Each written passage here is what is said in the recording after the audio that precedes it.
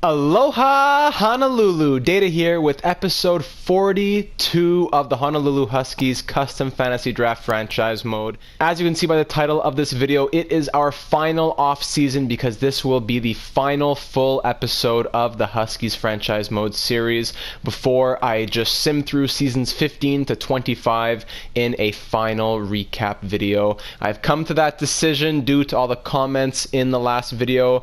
It was a bit split, but many people siding with calling the series there. T3PO, I vote for ending it here and starting a new series, but I'm in either way. Keep it up. Addie Jane leaving a comment that included you should do a full recap and start another series. Javier Vasquez, the same thing. Personally, I'd end it here. Great run, and those contracts look to be a problem in another year or so. So I think that this is the time to end it. I'm very excited to move into the recap video. I love just flying through it. And I'll touch upon that and all the things that will go into that video, such as turning off injuries for the last 10 seasons. I'll go into that in the next episode. So I have come to that decision with the desire to begin a new series, which stay tuned till the end of the episode because I will need to hear from you on a few different ideas I have. I need you to vote on my maybe 3 different possibilities of the next franchise mode series. But right now, we're trying to keep the team strong. It's a 2033 off-season, moving into year number 15. We have won 4 Stanley Cups in our 14 seasons, coming all consecutively, losing last season, but we won years number 10, 11, 12, and 13. So we're going to move into this draft. We have some contract situations to figure out. There are some comments to go over, but none of them that really pertain to the draft, except for one comment from MVL12K7. He says that third line is monstrous. Wow, it could be a second line easy on most teams, no question. Could you trade Hughes for a first round pick before free agency? To be honest, I don't think he could fetch that. Depends on what his trade value will be at. We'll see right here. We're going to hop into the draft. I think it would be something more like a second and a third with an expiring UFA coming into the draft here. I doubt it'll be very much higher than something like a second round pick that I could get. So if I go to find trade and I offer up Quinn Hughes to the entire NHL, what could I get for him? He does have 7.3 million. Oh yeah, he's going quite, yeah. So he's down here. So 90 overall, 33 years old, top 4D. He's at his potential, that is. So I could get two third round picks, prospect and a fourth. Prospect, yeah, it seems like it's about 2/3 or a prospect and a third. Something like that. I think my youth system is pretty half decent. I'd probably rather take the 2/3, like the 2 best. I got 80. Now I could get 72 and trade him to Buffalo as well in the Eastern Conference, which wouldn't be a bad thing. So 2 third-round picks from Buffalo seem to be the way to go. They're both Winnipeg's picks, though. These low top 6 prospects, I have a lot of them. I'm going to be getting a lot more of them as well. I think I'm happy to just send him to Buffalo. All right, so Quinn Hughes, I don't know if he'll sign with Buffalo. They lost Markku Kerman in free agency, so here's potentially their new offensive defenseman. Quinn Hughes, you had a great career here. We picked you up for dirt cheap. You were on the Hurricanes. We signed you up for a $7.3 million contract. He really took a discount to be here in Honolulu. He played 1, 2, 3, 4, 5, 6 seasons, 5.5 seasons, I guess you could say, putting up a total of 335 points in 435 games. He was on Iron Man, so he came here, he played every game since coming here from the trade deadline, and then he proceeded to play 5 straight 82-game seasons, an insane plus-minus, great point totals, always in there for the Norris nomination, probably.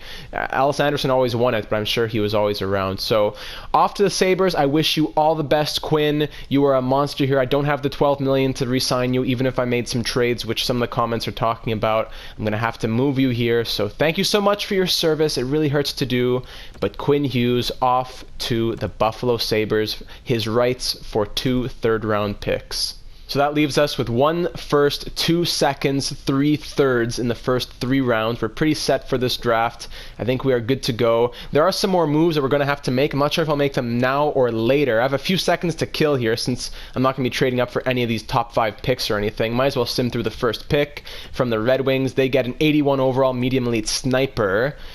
Bear Ryan, pretty cool name, from the WHL, 115 points he scored. So comments in the last one pertaining to moves we want to make this offseason and moving forward. Javier Vasquez, he said later on in his comment, I would take a chance on Beck and Guy Supre at goalie for next year. So trade Saul Bentley.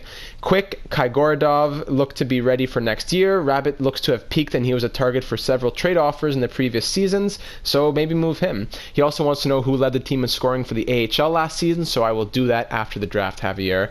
Other comments coming from Zirzara. Trade Bentley, check Allenfeld's contract, probably get a draft pick too. He sims better apparently. I would like to get Allenfeld, but my goalie sitch seems to be Beck and Supra, and it's going to depend on growth. So I think I'm definitely going to trade Bentley, but I'm not sure if Beck and Supra will be my tandem for next season. Another comment coming from Addie Jane, going back to that last one. Trade Bentley and keep Beck plus Supra because Bentley doesn't sim as well and costs a lot. So it seems as though Saul Bentley could be the goalie, the odd man out. We've had an abundance of goalies the last few seasons, and right now he has lots of value. He's 25 years old, 88 overall, which is beautiful. He signed only for one more season at 6.6, but I don't know, he doesn't sim super well. He had his best season with us this past year, or yeah, his best season as a starter, I would say, as the full starter. 903 save percentage, 5 shutouts. He wasn't bad. He was very good, but now we have to make room for Guy Supre, who's going to be our starter or our backup next season, and I don't know if I can afford Bentley and Supre, but I could afford Beck and Supre, depending on what happens. So that's why I don't want to trade Bentley yet. I might go Bentley and Supre unless Supre really needs to be the starter, and he'll be backed up by Beck. So we'll see what happens there. Not going to make any decisions yet. The second overall pick for the Blue Jackets is a two-way D, medium elite. So we don't pick until 27, I think. The earliest pick we could trade for is the 7th overall pick. So if we sim up to the 7th overall pick, is there anyone who we really want to trade up for? First 6 picks are all solid here. It seems like guys in their 80s, high 70s. If I were to trade with the Maple Leafs for the 7th overall pick, it would be to draft London here. Chris London, a grinder, medium top 6 grinder. I don't think I really want to go for that. Aiden Spurgeon, a sniper, right wing sniper, 5'10", still 2 years away. I don't think there's anyone I'd really go. Johan Landeskog, offensive defenseman. That's tempting. 3 years away, similar to nobody. That's tough. Ernesto Darling is 1 year away. The years away will always tell you what their overall is. 3 years away, 3 years away, 3 years away. All these guys are 3 years away. So there's no one in the first round is going to be like a 70, high 70 overall or something. So I think I'm okay waiting until my pick. I don't really have much to trade with anyways. I don't really have many trading pieces at the moment. So I'll go ahead and sim to pick number 27. We'll look back at the first round here. London was medium top 6, 72 overall. I'm sure he has good physical. He had 3 stars. Nothing bad for him. Medium top 6, medium top 4D, etc., etc. All these guys are pretty solid. Medium top 6 forwards, but nothing. They're all in the mid 60s, so no one that I'd really go crazy for. At 27th overall here, I don't want Adam Arsene, but maybe I'll reach for Quinton Lee, who's projected to go 30th according to our scouts. Robin Kress here, our scouts say, should be going at 26. He's 4 years away. Quinton Lee, 4 years away. That's a bit long. Not many points in the WHL either. No one really great around here. Meanwhile, these guys are a lot better. Medium top 6, medium elite. All these guys medium top 6. So I might just trade down to an early second round pick, which is what I pretty much do quite regularly, because there's never really, I have the 5th overall pick in the second round. Let me try to get the 2nd overall pick in the second round from St. Louis. There's better guys in like the mid 30s than there are in the high 20s, I find. So how about you give me 33 and 57, and I'll give you 27 and 71. Actually, I'll give you 27 and 72, just in case. Don't want to miss out. How's that? A first and a third for 2 seconds. That's a pretty good deal. Thank you very much. I will take that all day, every day. The Blues go ahead and select medium top 6D. Perfect. 33rd overall now. That's going to be our first selection in this draft. Looking forward to the future. Georges Giguère could be a possibility. Theo Fleury, 3 years away. Skylar Eastwood, we only have 2 bars uncovered. In the grinder, guaranteed grinder, I'll pass. Or do I just go for these 3 guaranteed medium top 6s? Which one of those 3 do I take? Also this low elite Alexander Gonchar. So Giguère is a right winger. It's either right winger. I have right winger, center, and left wing here. Francisco Sierra, Vincent Louis, 18. I definitely want Sierra. So you know what? I'll take Sierra first. No, but Giguère won't be there if I pass on him now. Not really great stats for an 18-year-old. You know what? I'm going to pass on Giguère. Let's go for Francisco Sierra from the U.S. development system. He is 65 overall, medium top 6, as good as anyone who was drafted at like 18th overall, to be honest. These guys, Giguère was medium top 6 sniper, 65, so very similar, just a year, no, the same age. 3-star shooting, 2.5-star shooting. My guy has pretty much just a bit less shooting and pretty average stats, but whatever. Manderville goes next, and then at 5th overall, 36th total overall, do I take Vincent Louis, a centerman whose weakness is face-offs, what a classic, like every other guy, or the low elite Russian left-wing playmaker? You know what? I think I'll go for the center. I got to start re-getting some decent centers in my system. From the Quebec Ramparts, welcome Vincent. He is medium top 6, 61 overall sniper. Interesting. 2.5-star shooting for a center. Good. I'll take that. Next pick at 49, I won't bother making any trades because it's not too far away. Doesn't look like I passed on anybody good except for Gonchar. All medium top 6 Ds and top 9 forwards. Yikes. At 49th overall here, I'll probably reach for Seidenberg, Liam Seidenberg, low top 6 center. 3 years away, only 5'8". But doesn't look like there's anybody too tempting. It wasn't a great year for scouting, like I mentioned in my last video. It really wasn't a good year for scouting. I'm not sure why. I did my same scouting as always, which usually yields a lot. But I'll go ahead and take the chance on reaching a little bit for Liam Seidenberg. The other guys don't have enough uncovered, so let's just do it. From Frölunda Indians, Zara's favorite team. He is 64 overall, low top 6 playmaker. I'm happy with that. 78 passing for an 18-year-old, why not? Next pick is at 57, the pick that we got in that trade that we just made. 57th overall. 2-bar medium elite Benjamin Christie. 2 bars, how many, 5 years away? Yeah, he'll probably be medium elite, but like 48 overall. And there's other good goalies later in the draft, so I'll probably pass on him. Maybe Caleb Auld, low top 6, 2-way forward, right winger. 2-bar medium elite, Alexandre St. Louis, Martin St. Louis' son. Yeah, you know what? Let's do it. Let's just always go for the potential. We can trust potential for trade value. Caleb Auld, low top 6 forward, 61 overall, 2-way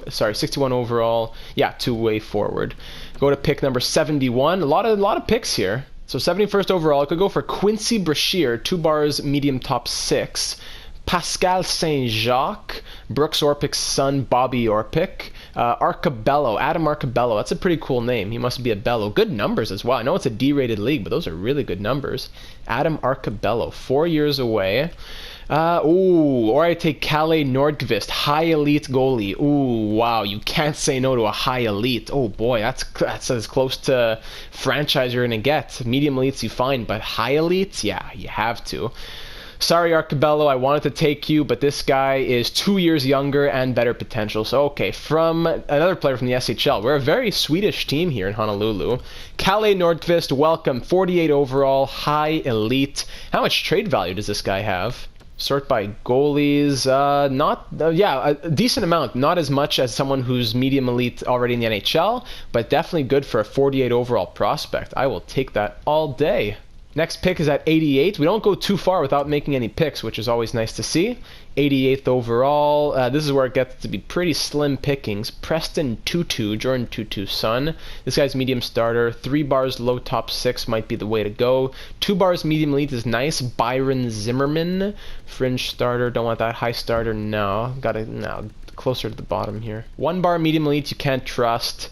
2 bars medium elite is very tempting. It's either 2 bar medium elite, this guy 3 years away, 19 years old, or this guy 18 years old, 5 years away, low top 6. Previous scout ranking had him at 90. Let's go for him. Rodrigo Dice from the Sarnia Sting. Why not? What do you got, Bells? Low top 9. Yeah, nothing special. Pick 110. Actually, I want to see what the other guy was. Arcabello, by the way, medium starter, 63 overall. Dice, other guy hasn't been drafted yet, 4th round. Zimmerman, medium top 9, two-way forward, 62 overall, so nothing special there either, really. 110th overall pick now. 2-bar medium elite, probably the way to go. 3-bar low top 6. 5 years away. Jude Christie, 3 years. Yeah, let's go for him. He's probably he's 20 years old though. That's why he's 3 years away. Yeah, I don't like 20-year-olds. I don't want to do that. Maybe take another defense. I haven't taken any defensemen, I don't think, in this draft, have I? Sorting by defenseman, yeah, low top 4D. Let's do it. Sam Donnelly, 18 years old, from the Kitchener Rangers. Probably a 51 overall. He is 55 overall, low top 6D. Nothing special there. 120th overall now, Damian Asham. We were looking at him earlier. I'll probably just sort by potential. 2 bars medium elite, Scott Shanahan.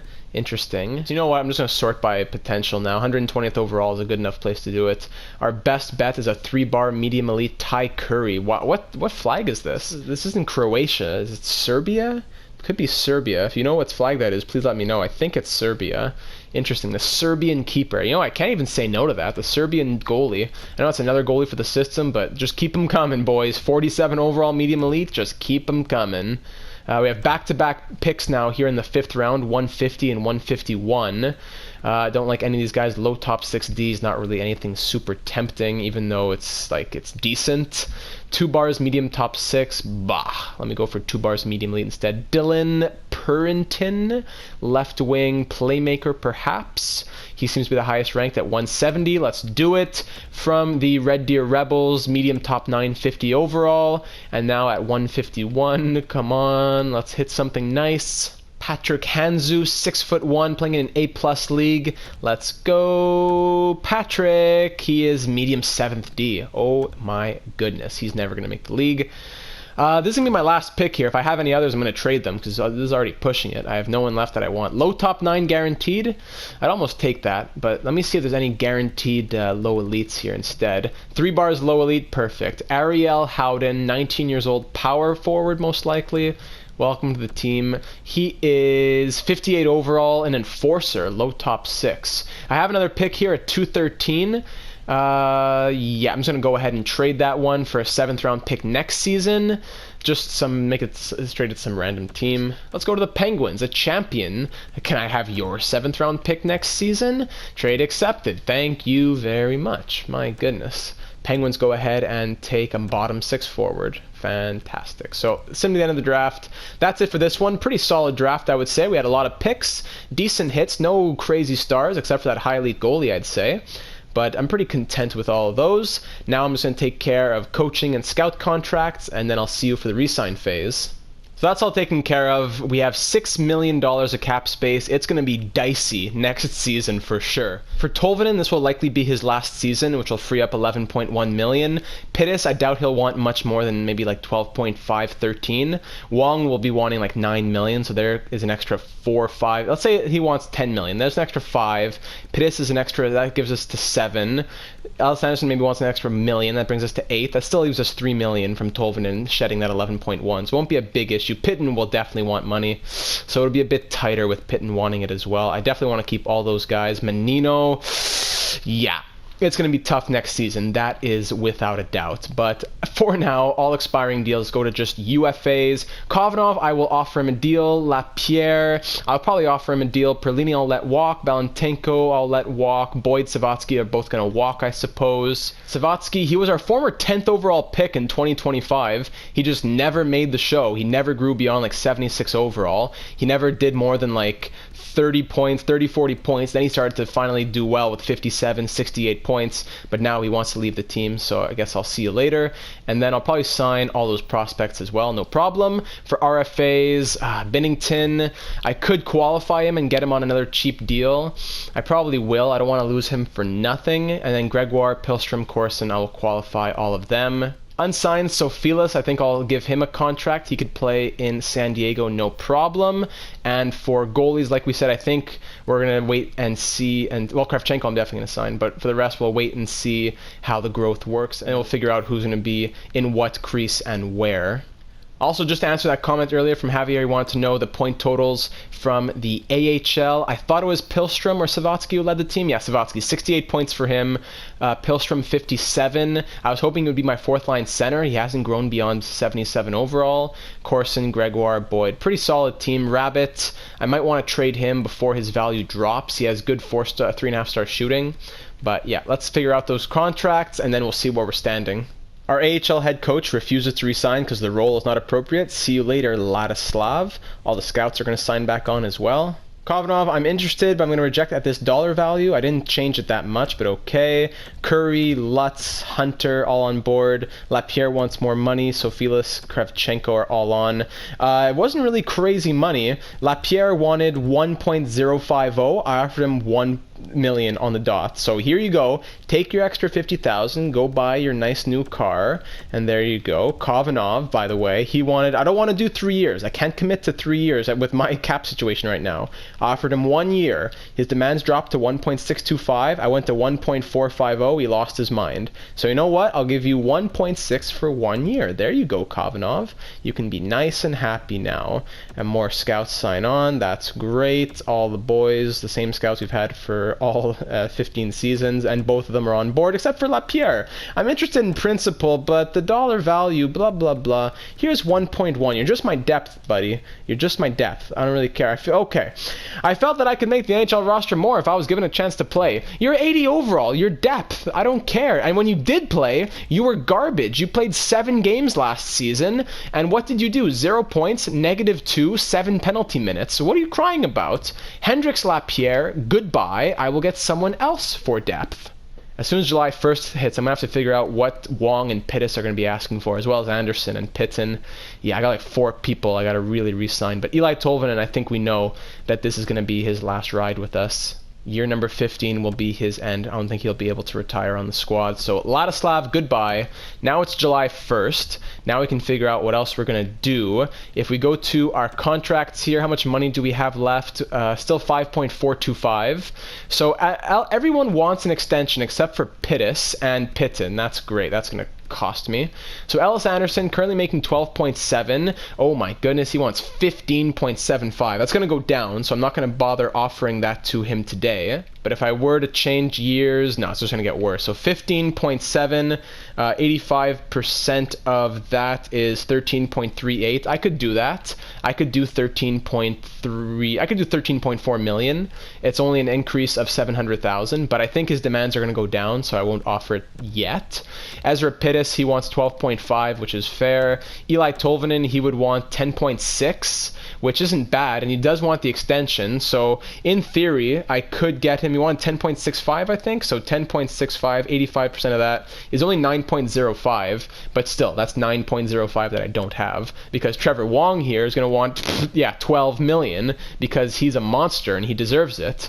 But 11.975, 12 million for a second line center, that's too much. I know his demands are going to go down, but once again, in theory, at that asking price, 11.975, 85% of that would be 10.18. So about 10.2 million we'd probably have to sign him to, but that's not going to happen. And Reed Pitton, how much does he want? Currently at 2.385. $12 million? Yeah, day. Those demands are going to drop big time, so I am not worried at all. Saul Bentley does not want an extension. If he did, it would be around 8 million. Yeah, but look at my extension dollars, $51 million in extension. So it's not a huge deal yet, but eventually it probably will be. Concerning the team, we could afford to go after someone kind of cheap. We have $5 million that I could blow on a 1 year deal if I wanted to. Looking at the main roster here, forwards sorting by overall: 1, 2, 3, 4, 5, 6, 7, 8, 9, 10, 11, 12. 11 Kovanov plus Binnington is 12. If Jennings or Nylander grows, I guess they could make the NHL. I doubt they would. Yeah, Binnington here. And then if we look at defense, 1, 2, 3, 4, 5, 6. I think Sutter would be 6. I think Quick could make the NHL as well. So once again, that's depth. Oh, I forgot about Menino. What's Menino going to want? 6.250. Ay, ay, ay. And Popovich, $6 million. Yeah, it's going to be an ugly offseason next year. That is for sure. Because let's just say in theory, quickly, I know it's taking up more time, but let's just say in theory, all the expiring deals, we have $51.220 million. Break out the calculators. Here we go. 51.220. Okay, let's say Ellis Anderson signed for, let's say 13.5. That's a bit conservative, but we'll go with that, give or take a few $100,000. Okay, we have 37.72. Ezra Pittis, how much do you want? Something, I want to get him a bit longer term. Ay, ay, ay, ay, ay. If I go, wow, it really gets crazy. I know he won't want that later. Let's say I would sign him for like maybe 5 years, maybe like 14 million or something. 5 years, 14 million. That leaves me with 23.72. Tolvanen gone. Trevor Wong, he's not going to want that much. It can't be. I'm going to guess it's been closer to like 9.25. That leaves me with 14.47. Reed Pitton, no chance he's going to be wanting money like this. Again, let's say I'm going to give him 8 million, let's say. That's down to 6.47. Then that leaves me with Menino and Popovich, who each want 6 million. So I could probably get one of Menino or Popovich and have to trade the other. But I think I could keep most of the forward core, and well, not forward core, most of the big boys together. Like I said, we'll figure that out next offseason. You'll see in my recap video what I do with all that. But for now, let's just look at free agency if there's anyone who's tempting to us. Sorting by UFAs and overall, Zadina, the Lady Bing, Draisaitl wants 10.4. Let's go to affordable as well. Who are the best affordable players? Bracco at 85 overall, Lindblom, Kincaid, affordable, yeah. If I want like a fourth line left winger, maybe that's something that I would go after. Sebastian Genze is here. That's still a bit too good. I want someone like 80, 81. Irving is interesting. He is a two-way forward. That's not bad. Dalton Irving, 22 years old. Let me guess, RFA. Yeah, of course he's an RFA. I don't think I'd have to give up much for him, but it would definitely get matched, so no point doing that. Reginald Beda, power forward. That's an interesting name, Reginald, with 4-star shooting. My goodness. That's an option at 1.3 million. I like that. There's also Riley Tufte, but he's a bit too old. I don't want his overall to drop. Piero's a bottle here. You know what? Let me go for Irving. Let's go for Beta. I'm going to offer him a contract. 1 year, 1.5 million. I think that's pretty good for a fourth line left wing. And aside from that, I think that's the only thing I'm going to try and do because unless yeah, you know what? Also give an offer to Joaquin Binnington. I think I already called him Jordan a bunch of times, so apologies for that. Before someone gives me a garbage offer sheet, I'll just go and get him signed up. He wants 1.775. I can get him for a little bit cheaper than that. 1 year. Keeps him as an RFA as well. 1 year, 1.6. Yeah, that's fair. I don't really need money right now. That's the thing. I don't need money now, especially if I'm trading Tolvanen. I'll probably do the same as Hughes. I won't trade Tolvanen, but I'll keep him until next draft and trade him there. Binnington's on board, and so is Beta. Great. All right, let's go to next season and see what we're looking like with the goalie situation, and then we'll figure out what the team will look like moving into year number 15. Alright, so we're already here. Pretty fast off-season overall. Not too many issues. Like we said, it's going to be coming next year. So let me take a look at the lines and see what the idea of the team will be. Alright, so I'm quite impressed with this lineup. First line, like always, +5, Tolvanen, Silver, Pellick, all those green check marks. Second line, Marchand, who's now up to an 85 overall, with Wong at an 89 and Pittis at a 92. Pittis, you know, he's a great sniper, crazy shooting category, but I really want him to score more than he has in the last few seasons. I want to see him back in the 40-50 category. So hopefully with Wong being a bit of a higher overall, maybe that does something. His passing is still 99. Look at his defense category, though. 89 face-offs, everything. I'm going to need to put him on the penalty kill. Third line, as always, the +5 monster line, Shannon, Perfetti, and Pitton. You'd say, why not change people around? No, they know what they're doing. 87 overall, back-to-back 80-plus point seasons. Cole Perfetti, Conn Smythe Trophy winner a couple seasons ago, 73, 79 points, and then Quinn Shannon, a great pickup for us as well, 79, 71. That third line is staying together. Fourth line now, though, Jackson Corazzini, a a right-wing sniper, 80 overall, low elite, second-round pick in 2029, centered by Gale Jennings, the 80 overall medium top 6 forward. He's 20 years old, 3-star defense, 79 faceoffs. He's good to play center. 7th overall pick by Ottawa in 2031, and we got him and a first-round pick for Carson Barker, so that really looks to be paying off. And then Reginald Beta, the 6'5" power forward we got in free agency, big boy, 4-star shooting. So power forward, playmaker, sniper with the right line fit. These guys are a +3 on the 4th line. I like that very much. However, that means that scratched we have Alexander Kovanov. He will be our scratch forward for this season, but then that also leaves Binnington as excess, and I think we'll have to trade him. Now on defense, Lindback Anderson +5, Menino Popovich with a 0, which isn't great, a 2-way D and a defensive D. Popovich has 5-star puck skill and 88 offensive awareness, so maybe I'll make him into an offensive defenseman, but he does have 4-star defense. He is really a 2-way kind of guy. But either way, Menino and Popovich, I doubt both of them can stay for next season. I think I'd rather keep Menino, but we'll see what happens. Then the third pair, Kai Gordov is now a full-timer playing with Isaac Sutter, and scratched will be Lane Quick. I'd like him to get time in the AHL, but I don't know, he's a top 6 D. We need him to get playing time. Oh, but here's the thing, I just remembered. We're not going to be playing with injuries, so that means Kovanov is depth, but he's not actually going to be doing anything. Same with Quick. So I think I'll send Quick down to the AHL. Kovanov, they don't need him in the AHL.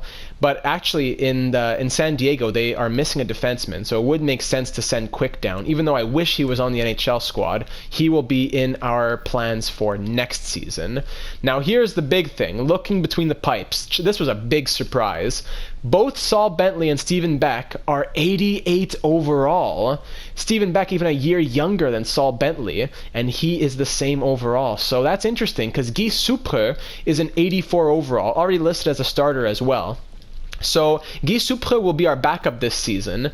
Does Bentley start or does Beck start? Either way, they're not going to be here next season. Next season, the starter is Supre, backed up by someone else who we don't even know yet. But both Bentley and Beck will be off this team next season. Not this coming season, but the next season. But for now, I need to trade one of them. Eventually, I'll trade both of them. Which one do I roll with as my starter this season? Saul Bentley, who has had back-to-back 40-plus win seasons, half-decent numbers. Career totals in the NHL, 903 save percentage, 122 wins, 31 losses. He's good. Or Steven Beck, who in a bit of a smaller sample, well, much smaller sample size, has better numbers and is a bit more clutch in the playoffs, even though not great. That's debatable. But 39, 15, and 3 is his record, 7 shutouts, 906 save percentage. Not bad. He was really good as a backup last season, and now he's up to 88 overall. So 5-star reflexes, 5-star athletic, 4-star puck control, and Saul Bentley, he's 5 stars across the board. It's hard to argue against, especially the athletic stats, like 98 endurance, 91 vision, to 93, 87 for Bentley.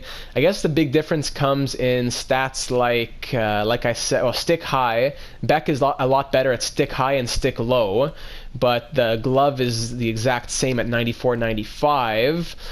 Breakaway, Bentley's better at the breakaway and the angles. Bentley and Beck has better, I guess it just comes down to the puck control stats. Better recovery for Bentley, but then you have better, I think every stat, Bentley is better in puck control in every stat. But does puck control really matter? Passing, poke check, recovery? Well, recovery does matter, and rebound control does matter very much. But does it matter 91, 92, and 87, 88 when the other stats seem to be so different, like stick high, stick low, and the athletic stats? I don't know. I'm more inclined, they're both second-round picks. They're almost drafted at the same spot. I'm more inclined to choose Steven Beck. He's also making less money, which means I could go out and, in theory, get a better defenseman for this season, maybe someone on an expiring deal to replace Popovich. But then, I could replace Popovich straight up. I could trade Bentley and Popovich for a really good second pair D. Thank you for following along in my mind journey here. I think that's what I'm going to do. Meanwhile, in the minors, the lines currently look like this. They're going to get changed up a little bit as I still have some more tweaking to do.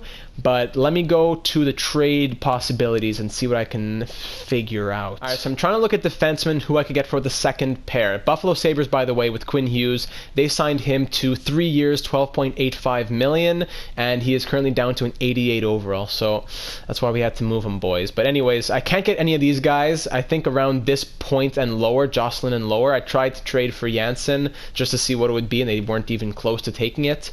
So I'd have to go even lower than this. Stephen Fye is interesting, but he's medium elite.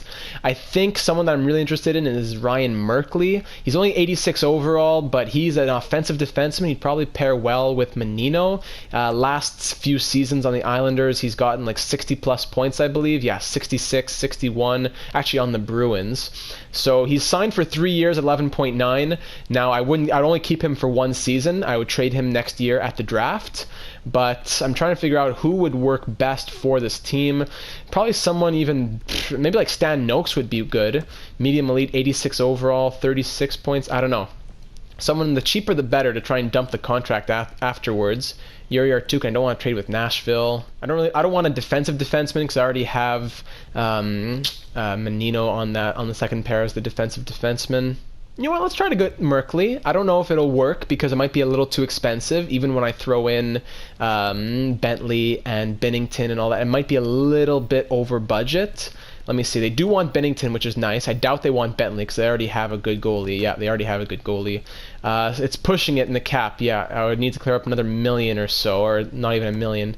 Could I throw in Popovich, perhaps? Actually, I need to throw in Popovich. What am I saying? That would make it good, yeah, but I still don't think they would do this. If they did, I think I would do it. I know it's a big cost here. They already have... Who do they have in nets? Eddie Fontaine, but backing him up? Nobody. Okay, so they do need a backup goalie, which works out. Could I get a draft pick out of this as well? Let's try for it, boys. Ryan Merkley, just to play for 1 year on the second pair. Binnington, Bentley, and Popovich off to the Islanders. Trade rejected. Let's just try it straight up. What do you say? Still too far off? I know it's going to cost a little bit, but let's just go back to it one more time. If I don't take Ryan Merkley, it has to be around this area of trade value. Hutchins, Clifford, Jenks, too expensive. It have to be this or less. So I could get Boudens from the Sharks, who's a good option, offensive defenseman, but I don't want to trade with San Jose. I don't want to trade with Nashville. I could get Bowen Byram, but he's a two-way D. Charlie McAvoy is going to just keep dropping because he's pretty old now. Sergachev's pretty old, and that's pretty much it. There's not really any other options. So I could go after Weston Hutchings, but again, I don't want a defensive defenseman. So I think I'm going to try to overpay here, just get Ryan Merkley for that 1 year run here. Because it makes sense. We can't keep Popovich, so might as well upgrade him while we can. We don't need Binnington, so might as well trade him since he's going to just fester away in the minors. And we don't need the goalie in Bentley, so might as well just try and get something out of it this season. Let's go. I'll throw in a draft pick. Still isn't sufficient at all. My goodness. With the first too far off, really? Elite goalie, Popovich, Binnington, and a first-round pick, and it's too far off. I guess I could add a second-round pick next season. Sweeten the value just a touch. My goodness. I have to give them an elite 88 overall goalie, an 83 overall defenseman, a third-line scoring forward, and 2 first-round picks just for Ryan Merkley. That's not worth it for me. Sorry, New York. I was willing to overpay, but not that much. That's crazy. I'd rather go for a two-way D or something like I've been saying, or even overpay to a different team. Like maybe Stephen Fye would work well. He has a lot of trade value, though. Seth Fye, 4th overall pick in 2026, 87 overall. He got 50 points last season, 53, 58. Let me try Seth Fye, even though maybe if they want Bentley, it would help out if I could find a team who also wants him. I wish I could tell these guys on the side, like, listen, I'm going to trade them back to you next year at the draft. I just need him for this season. I'm willing to pay you for like a 1 year rental, and then you pay me back for one after. It's not that crazy. Is that everybody? I think so. Yeah, Bentley, Popovich, and then they have more than 50 players. All right, forget it. I could try Stan Noakes from the Pittsburgh Penguins. He is an offensive defenseman.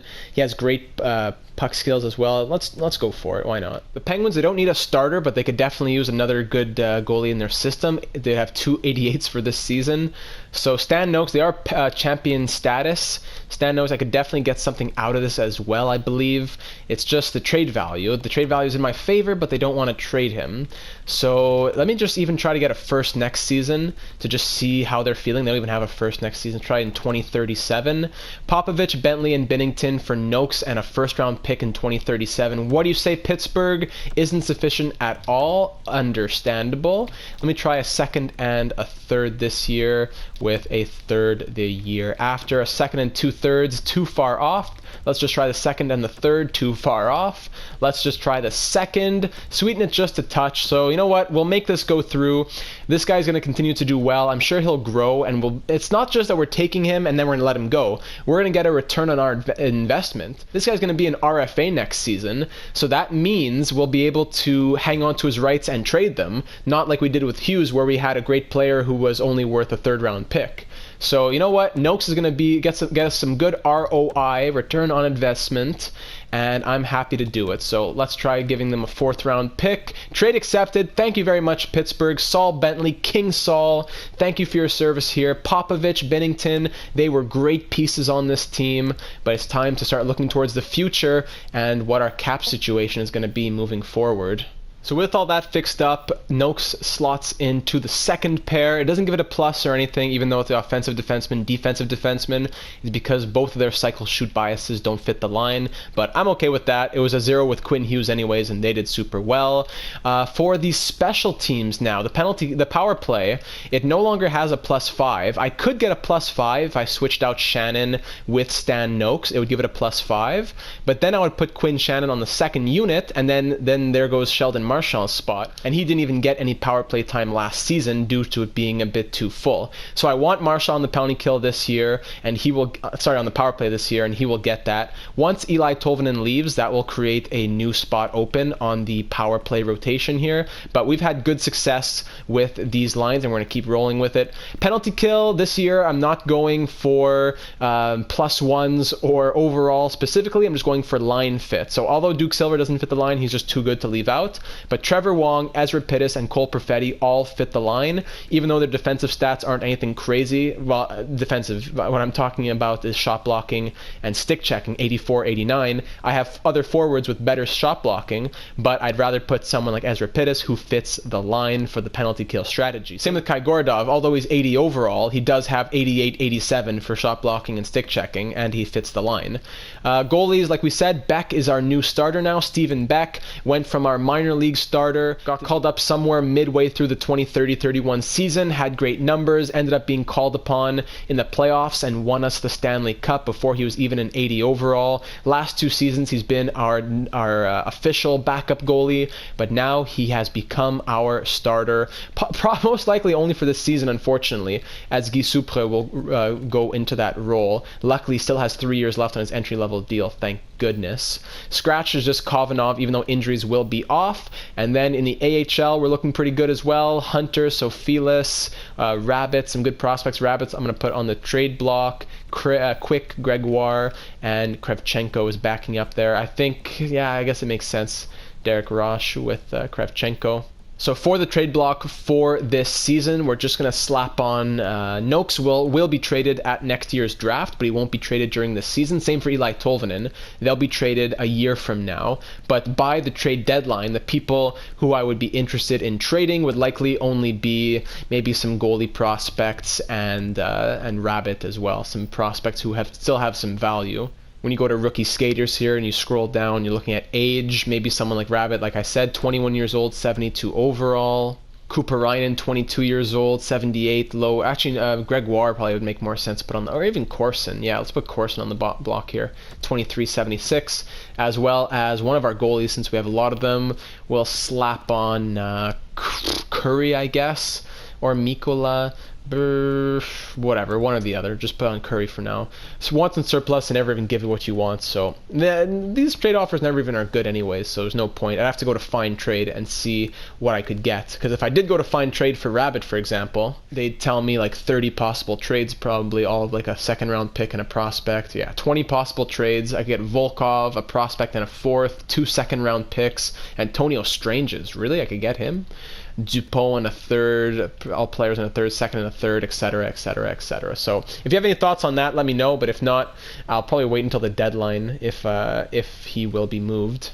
For the staff, we're just looking for an AHL assistant coach, as well as probably getting a better goalie coach in the NHL. But for AHL assistant coach, whoever has good teaching and line fit will sign him up. 64%, this guy 64. So either this guy, or the guy at the top. He seems to have the best defense as well, and he's even good at goalies, so whatever. Sam Bolesky, AHL assistant coach, welcome aboard. And for the NHL, like I said, Camille St. Louis is our goalie coach. She has a C- for penalty kill, which I would like to be a bit better. Our other 3 coaches all have A or A+. Palmieri, what a monster. Look at this guy's career. 361, 96, and 35. 6 President's Trophies, 4 Stanley Cups, 76.9% win percentage, 0 Jack Adams. Also had a current 71% team fit. He doesn't really like Noakes or Menino. Understandable, neither of them fit that spot that they're currently in. So if I could get a better coach than St. Louis with better penalty kill, then I would go after that person. If I went to NHL assistant coaches and sorted by penalty kill, who also has good teaching. So maybe this guy here, Vincent Lacerte, 48% team fit, never mind. Someone who has not great teaching, but just decent teaching. Camilla Sakaris, 48% team fit, goodbye. Teaching B- with penalty kill A, Guy Castonguay, 50% team fit, never mind. Chance Hoffman, 49%, okay, forget it. Let's just sort by team fit and then we'll see who's best. 65, we have, okay, Allen at 65, Labrie at 65. It's between Allen and Labrie right now. Allen and Labrie. Okay, it's between them. Let's go back to them. Allen and Labrie. Allen right here, veterans and Labrie. He's B- and he is C, so more likely that Allen would sign the contract. Labrie is better at offense. Yeah, he's better at everything. Yeah, Labrie would be the guy that I go for, but I don't think he would want to sign on as the goalie coach. He's going to be like, oh, so this role doesn't really fit my skills.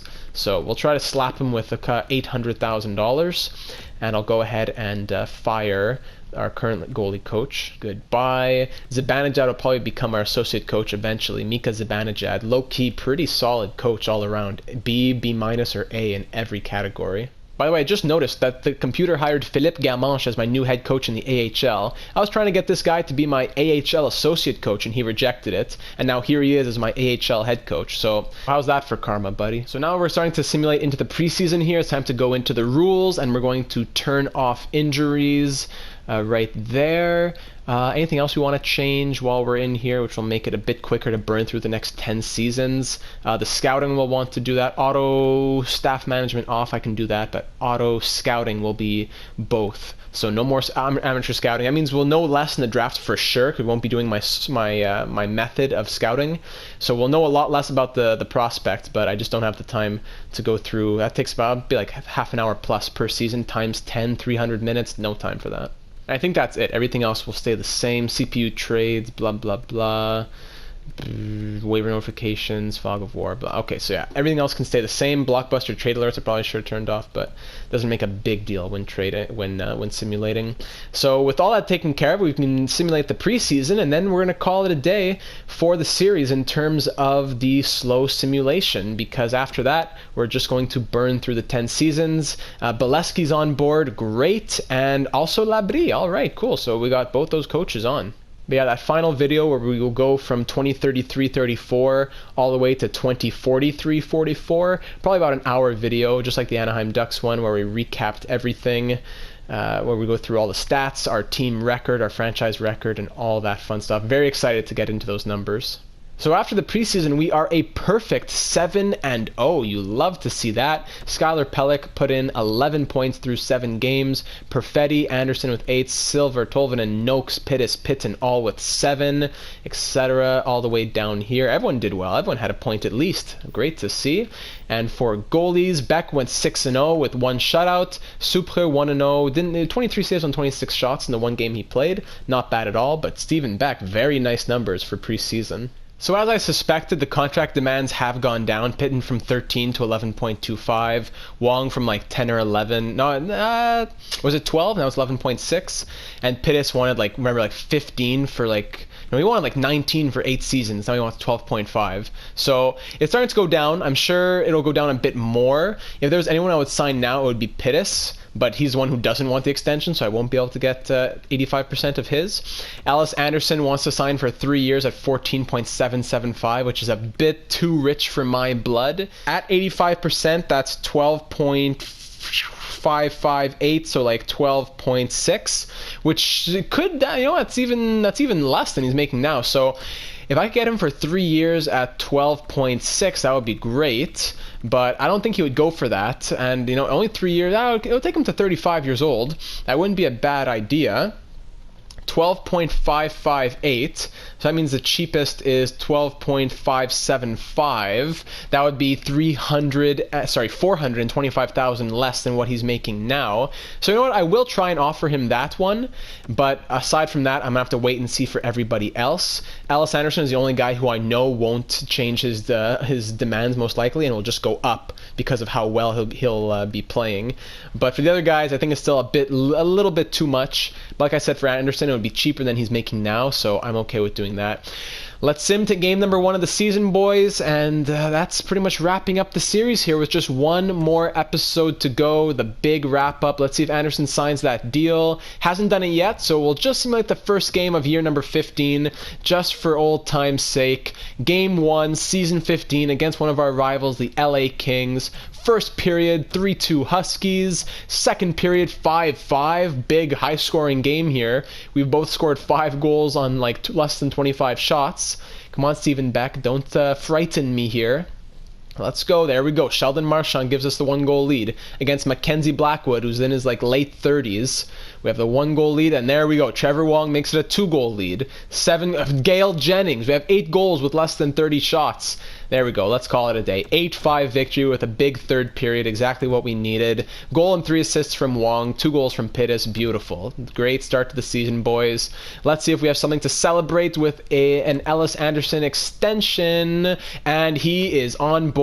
Beautiful. So that saves money next season and gives us a little bit more to extend the rest of our team with when we're looking at the rest of the guys. So let's say Trevor Wong, if we go to extension dollars, we have 39.545 to get everybody else signed up. So I'll keep note of that as the season goes on. Scouts are auto. I'll talk more about that in the next episode. But for now, boys, that is the end of the Huskies series, going through slowly.